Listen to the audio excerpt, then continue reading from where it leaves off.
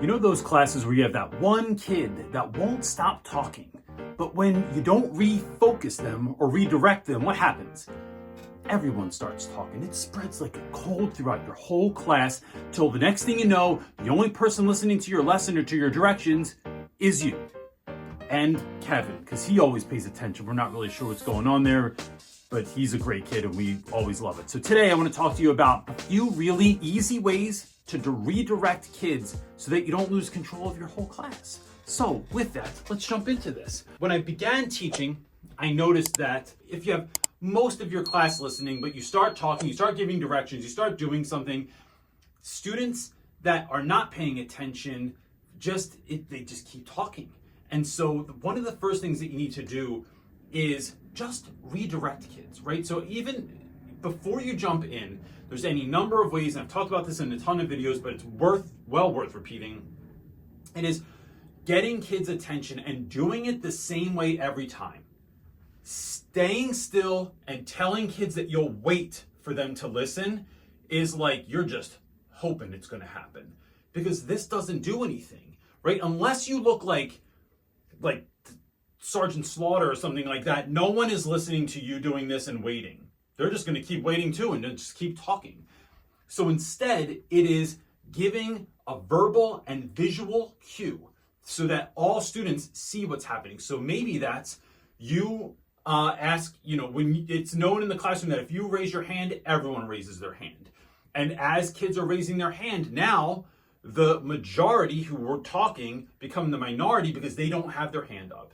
Maybe it's something, and this is what I did in class, counting backwards from 5, 4, 3, 2, and then waiting till I get to 1, and then everyone's quiet. Maybe it's using a Bluetooth doorbell in your classroom. Maybe it is doing something like where you clap something or say something and students have to respond. Whatever it is, and no matter how goofy it is, it could be the corniest thing in the world, but what you're doing is using something that works for you to redirect students. Now, if you have that one student that won't stop talking, I suggest that it's proximity, but I think most people do proximity wrong. What I'm talking about here is like in college, you talk about this idea of the zone of proximity, right? So that is, we have a student somewhere. I just realized I'm using a blue Expo marker, and that's a cardinal sin in my house. You only use black.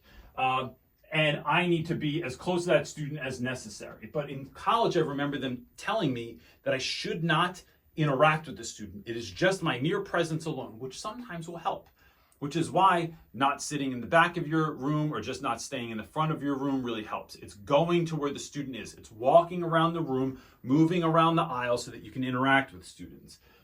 I remember trying this and it doesn't always work, but what does work sometimes is addressing the student, saying to them, Aaron, right here, man, can you pay attention? I need your attention for 20 more seconds. What I'm doing there is not telling Aaron you're in trouble. I'm not saying be quiet. I'm not saying shush. I'm not saying, why do you always have to keep talking? Why do you keep talking? I'm trying to teach a lesson. Aaron, knock it off. I'm just saying, Aaron, can I have your attention for 20 seconds? I need to finish up what I'm saying right now. Then I'm putting that student in a position of power to say yes. The other thing I'm doing with Aaron there is I'm asking nicely, but I'm also giving an out by saying, I realize that this light ring is taking up some room here, so I'm going to move over. I need 20 seconds. Even if your 20 seconds is really 40 seconds, chances are no one's counting. So telling them how much time really saves you it saves you mind share, and it lets kids know that it's not forever, right? So letting students know how much time.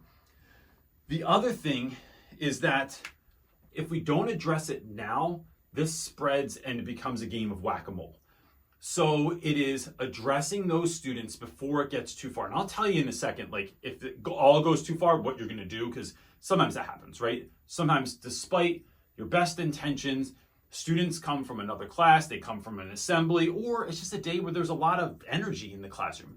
What are you going to do to redirect those students? We're going to get to that towards the end of this video. The other thing you can do is if you have a student that is doing something, is redirection, right? Now, I think that there's a number of ways that this has been taught in colleges, and I think there's better ways to do redirection than to just, I don't know, like, Aaron, can I have your focus up here? Aaron, can I have your attention up here? That works, right? Because I think that a lot of times students honestly do not know that they're talking so much. They don't even realize that, oh, something else is going on. It's not how kids are always work. They're very, and I don't mean this even in a mean way, they are self-absorbed. They think about themselves. They think about what's interesting to them, and they are not so much outward thinking. And that's a whole nother class or a whole nother time. But what I'm talking about here is this idea of redirecting kids in a way that helps them to realize what's happening so they can drop back in. I think a good way to redirect kids is one, with a question that they already either know the answer to or they can just drop back in. I am not interested in redirecting a child and saying, Aaron, can you read from there? I've talked about this before. Aaron and Tim, they're always the names of the kids that are in trouble in my class all the time. So, Aaron, could you read next? I don't know where we are. And then what's your response? Well, maybe you should pay attention. Aaron, this is every single time I ask you to read, this is what we run into. That just deflates Aaron or blows him up and makes him mad. And now you have a power struggle. I'm not interested in power struggles. I'm interested in winning. I want to win the day. I want my students to win at life. Let's just get on to the winning part instead of the whole, like, this is what you always do and I'm going to have an argument with a kid.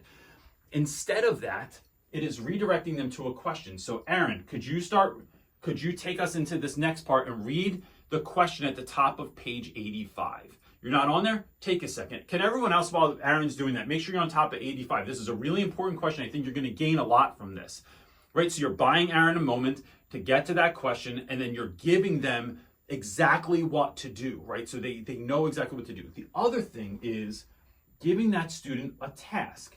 So if you see that a student is having a particularly difficult time with focusing in class, it's, Aaron, here, you know what? Can you give me some help up here, man? I'm up here, like, I'm old. I can't be writing all this stuff, and like carpal tunnel syndrome or something, my arm hurts.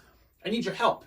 Giving that student the job of writing things on the board, giving them the job of advancing your PowerPoint slide, giving them the job of handing something out, collecting something, doing something that is going to focus them where, look, if you're writing notes on the board as I'm speaking, or there's guided notes and you're simply filling in the blank for me, now you're learning, now you're engaged, now you have something to do, and you're not creating madness in my classroom. So a task can oftentimes help. These are things you want to have in your mind before, but once you come up with a number of suitable tasks, they're things you can rinse and repeat for the rest of your career as an educator. So the other thing is, it's something I've talked about in several videos, and I'm going to put a link up here in one of these corners. It's going to pop up, but where I've talked about this at length. But it is, what do you do with kids that look like they're refusing to do work? I think you ask them. So you ask students what they're doing.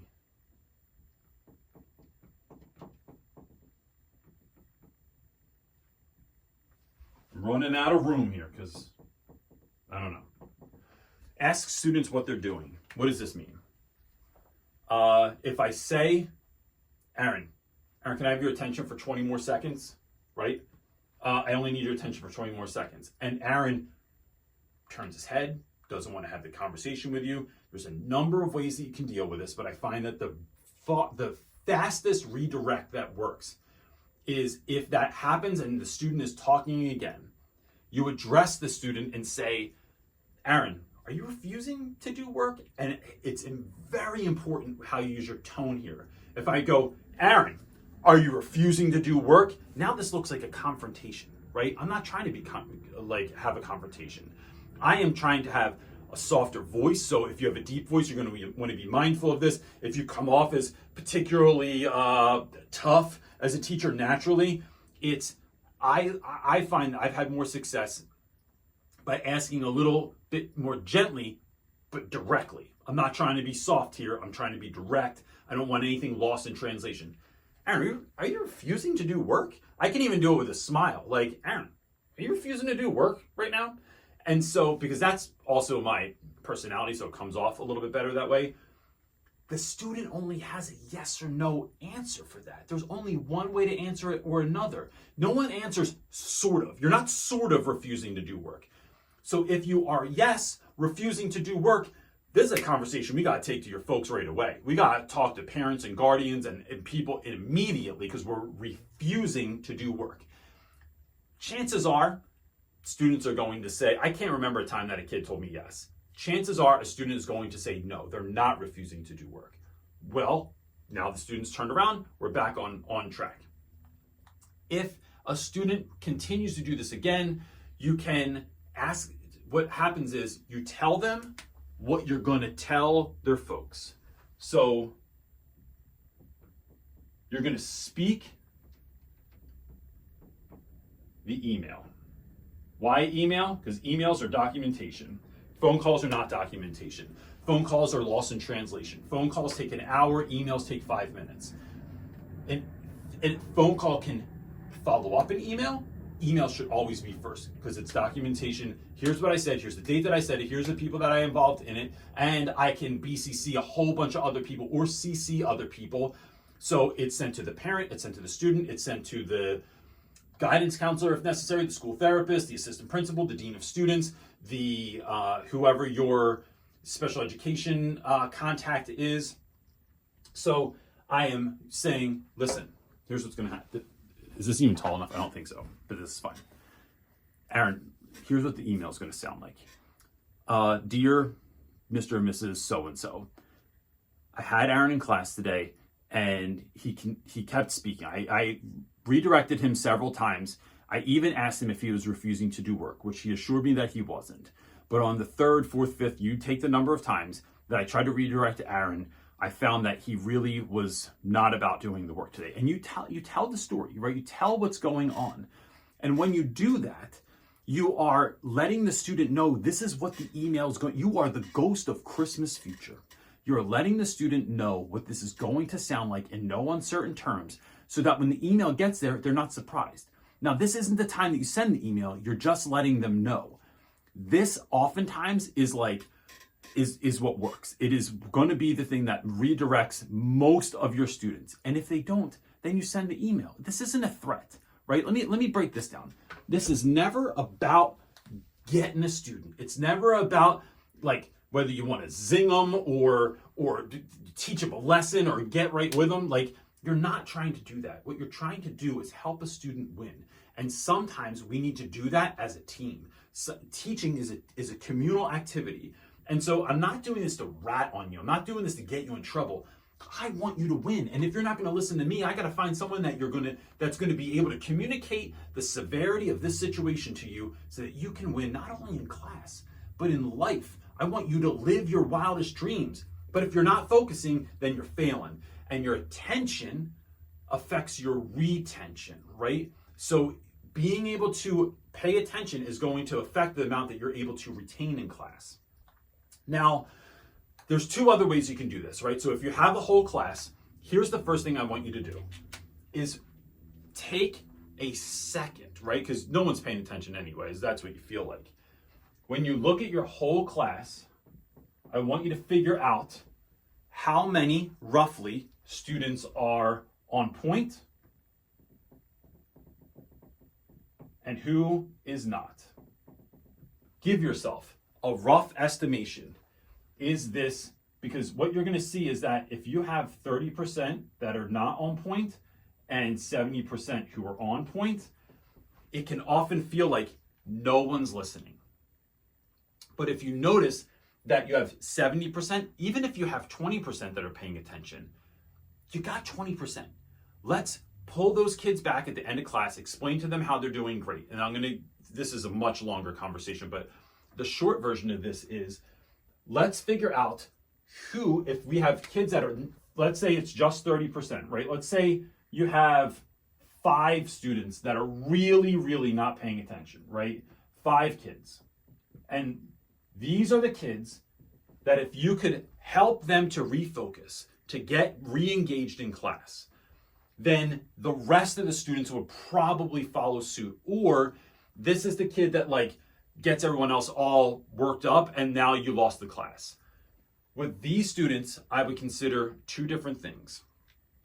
One, it's having a conversation either with just them at the end of class, during lunch, after school. It's having some kind of like concerted effort, some intentional talking time about why this isn't working. It's letting students know things like, I don't want to be a dictator. I'm a facilitator. All I want to do is help you win. What I'm noticing is that you're not winning right now. That with the behavior that you have, that you're not winning. And so talking to kids about like why this is important. Why am I talking to you? Why am I not talking to the whole class? And really getting clear with kids about it's because this is what I'm noticing. What do you need from me to be successful? And what can we do tomorrow to make this better? Right? It's entering into that conversation. The other thing that you can do with these few students is consider moving them in the class. Now look, this can become musical chairs, and I'm not interested in moving kids 97 times. I'm interested in moving students once. And when we do that, we never do it in the middle of class. Don't say, Aaron, you know what? Get your stuff. Move over here. Power struggle, drama. Everyone else is like, oh, what's going on? Then Aaron's grabbing his stuff. He's dragging it across the classroom, taking his whole life, taking your whole life and your sanity with him. It is when they come in the next day and you're shaking hands at the door, Aaron, you know what? Today, I want you to win so bad. So we're going to put your seat over here and we're going to see how that works for you. Why? Why am I not moving other people? It doesn't matter who I move. I just need to move someone so that I want you over there because it's closer to me. I want you over there because it's away from distraction. I want you over there because if I need you to help me, it's closer. Right? So you come up with your own reason for that, but it's never about punishment. It's always about helping students to win. It's a different conversation because kids will battle with you if this is about, what do you put me over here for? Because you never stop talking, right? That's why I'm putting you over there. But if it's like, because I want you to win, that's a hard thing to argue with someone about. If you, so it's moving students, but I let them know, listen, if that's not working where you put them, I am not interested in redoing my seating chart 100 times. So here's what's going to happen. I need you to move over here because I noticed that we're having a hard time focusing, right? And if we can get back on focus, if we can start doing, like getting done what needs to get done, we can of course have the conversation about you sitting wherever you want. I don't care where you sit as long as you're winning.